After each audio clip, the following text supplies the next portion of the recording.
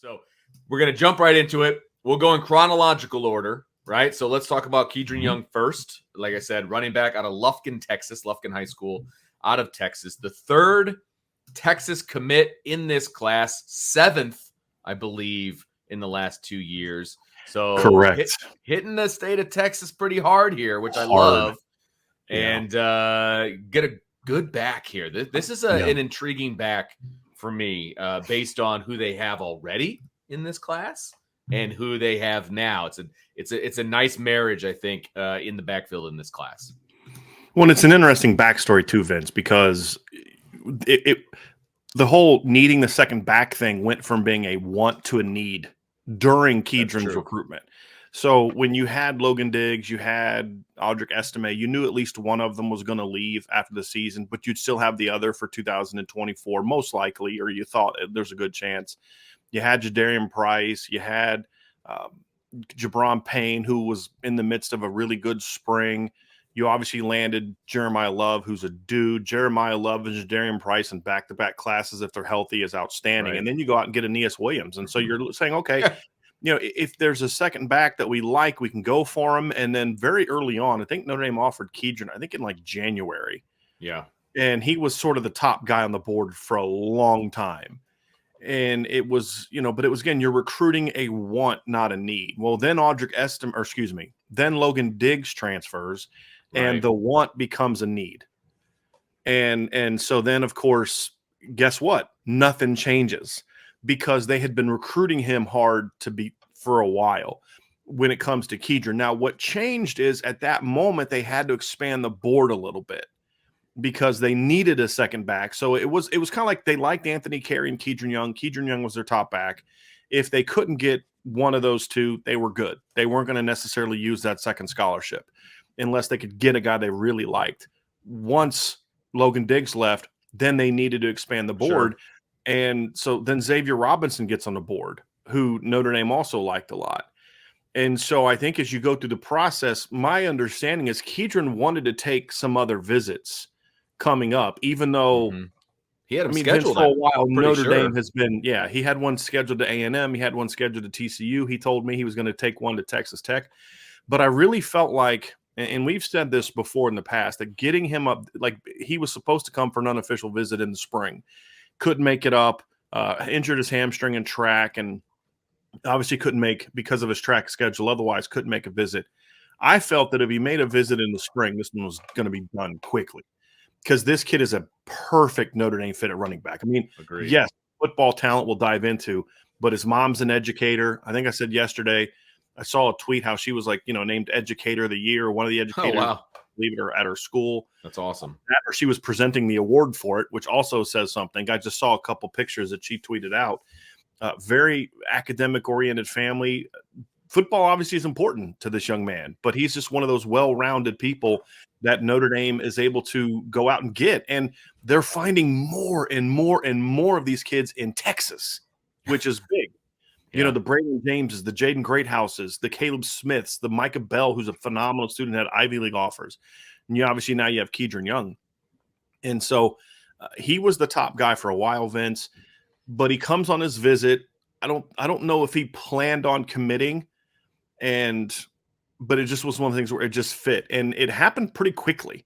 So I had the thought that maybe and I haven't been able to get this confirmed, but the fact that there was a lot of rumblings that Xavier Robinson, who was going to start a visit tomorrow for the kid from Oklahoma, liked Notre Dame a lot and was on the verge of committing after his visit.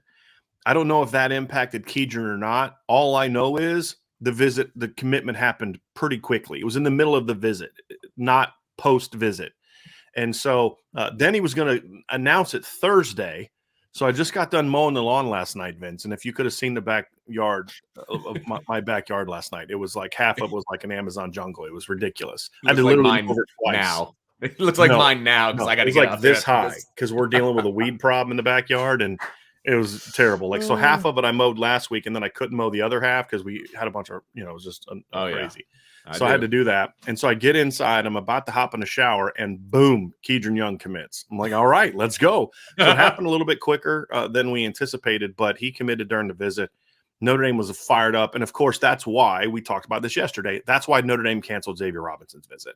Yeah. Because this one was a done deal. So the backstory is very interesting in that regard. But honestly, Notre Dame's been in a great position with this one for a long time. Sure. Because he's just a great Notre Dame fit. And this is what I tell people. There's a lot of kids like this out there.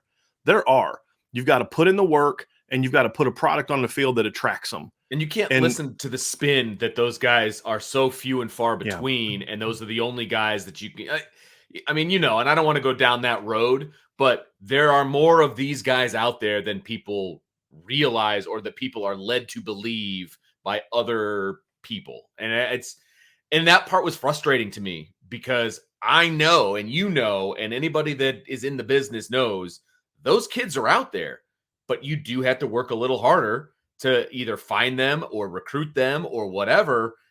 And it shows a lot about what this staff has done to make sure that they are finding those guys, and they're finding them in fertile recruiting areas, by the way, that have pretty lofty offer lists as well. So, I mean, those guys are there. You just got to do your homework. And I love that this staff is doing that. They are. And we'll dive into this later, but Deal McCullough is absolutely killing it right now. I mean, just absolutely crushing it right now, which we'll dive into. When you look at this commitment, Vince, obviously we talked a little bit about the need at the position. Right. I think when you look now, I've been saying that a lot lately. Like I'm prefacing something and it's my opinion. Of course it's my opinion. I'm going to work on that, folks. I promise you. I'm going to try to get rid of that phrase, I think. I don't know where the heck that came from. I was going to say I think something, but wouldn't have worked. But look, when you look at the need, we talked about the need. It was the need for a second back. But it's not just getting a second back. You needed a specific type of second back. And when you look at the backs that this staff was recruiting, Vince, it was more bell cow type backs. Mm-hmm. Those guys that can be that more of that every down back. Because when you look at Jeremiah Love, I think Jeremiah Love can be a lead back, but he's a do-it-all lead back. He's a catch the ball in the backfield, out, home run hitter type of guy. I don't know that he's a guy you want to carry like 25 times a game, right? And I use that a bit hyperbolically. Nobody carries the ball 25 times a game now, but You get the point that I'm making, right? When you look at Aeneas Williams, similar deal, outstanding all around. I mean, kid had almost 1,300 yards receiving as a sophomore, Vince, Aeneas Williams.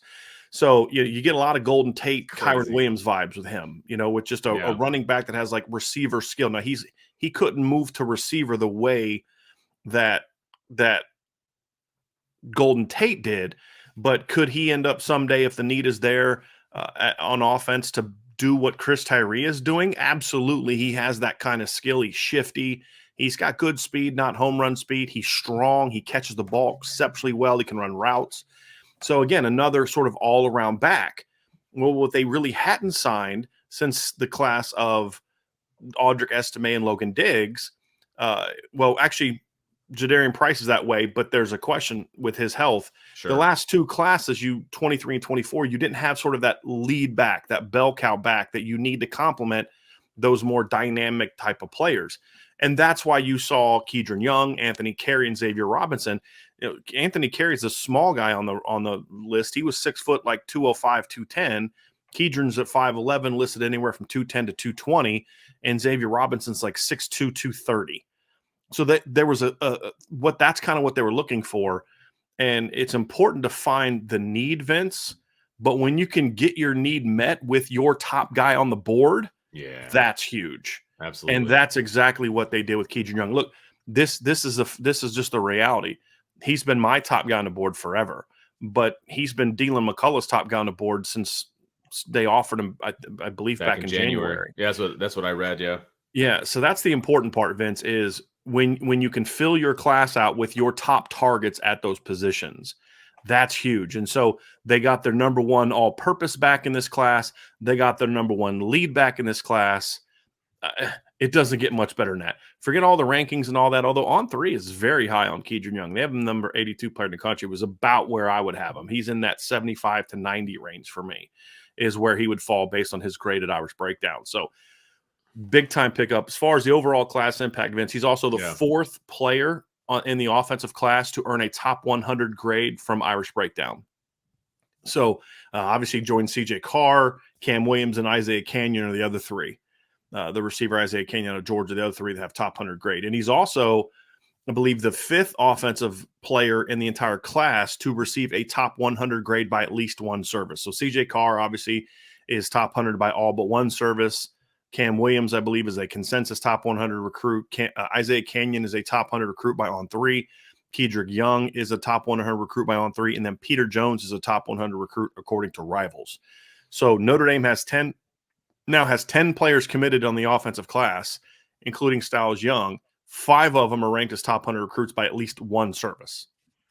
So that's really impressive. And all of them, I believe, Jack Larson might be the exception now. Let me just check Jack's ranking real quick. But all of them are ranked as a top 250 player by at least one service. No, they all are, because Jack's ranked number 139 by ESPN. So all 10 of their top 200 of their 10 offensive commits are ranked as top 250 players by at least one service. Kedron is ranked as such not only by on 3, but Rivals also ranks him as the number 213 player in the country as well. So you're getting recruiting impact. You're getting state that you really want to hit. You're getting a lot of Southern flavor that they've been looking for on offense in this class. When you look at, obviously, Aeneas being from Missouri, somewhat Southern, but you've got him from Texas. You've got Isaiah Canyon from Georgia, Jack Larson from North Carolina, Micah Gilbert from North Carolina. Actually, I think I'm I think, let me see, Micah Gilbert. What's his ranking? So yeah, he is also ranked as a top 250 player by 2 outlets. So every single one of your kids is ranked as a top 250 player by at least one service. That's a lot crazy. of depth and a lot of quality. And Kedren Young only adds to that, Vince. And again, as I said, a guy that on the Irish breakdown board grades as a top 100. He's actually the number 3 offensive player in the class for me overall. Well, actually, so the top 4 offensive players in the class all rank ahead of anyone they have on defense right now. So if you're in the top 4 on offense right now, because I don't have any of the defensive players in the top 100, although Cole Mullins and Logan Thomas are very close to being top 100 guys for me. They're like a few points off of being top 100 guys. And I expect them to be top 100 guys in their senior seasons. Unless they regress, I expect that to be the case. So right now, the high-end quality on this class is on offense. It's really shaping out to be an outstanding offensive class, Vince. It really is. Well, it's exciting because obviously the last couple of recruiting classes have skewed a little defensive, right? I mean, not that they didn't have talent on offense, but as a whole, they've skewed defense, which is great. Well, and some of those offensive classes that they had really good players, there was always like something missing. Sure. So 2022 class, you got a really good 2 running backs. You got a really good offensive line class. You got a great tight end class. And the best player in your class was your receiver, Tobias Merriweather. But you didn't get an impact quarterback. You only had one. And you only, yes, exactly. 2021, you ended up being a pretty darn good class at several different positions with guys. And, so that one was a better one. But you haven't been able to kind of have 2020 had some really high level players, but you came up short numbers. So they've never been able to stack back-to-back offensive classes together. Sure. And they're in the process of doing that right now. Yeah, there's one more need. I think they need one more offensive lineman. They want one more tight end in Carter Nelson. But you're on the verge of really taking this thing to a really special level when it comes to it. And they're adding this player like Kedren Young is a big part of that, Vince. Absolutely. And I do want to throw this up there because I do think this has a lot to do with it outside of what the coaches are doing. Quinn makes a good point. This is what happens when you get a CJ Carr. Yeah. When you get an elite quarterback in your class and you get him as early as they did, 100%. That's what happens. When you get one of these quarterback, Vince. Yeah. Right. I mean, when you get a gap closer quarterback, it's going to have a big impact. It really is. Quinn, you're right on the money there. There's no doubt. And you put that together with the job that the coaches are doing as well. And this is the product that you get. And it's super exciting. So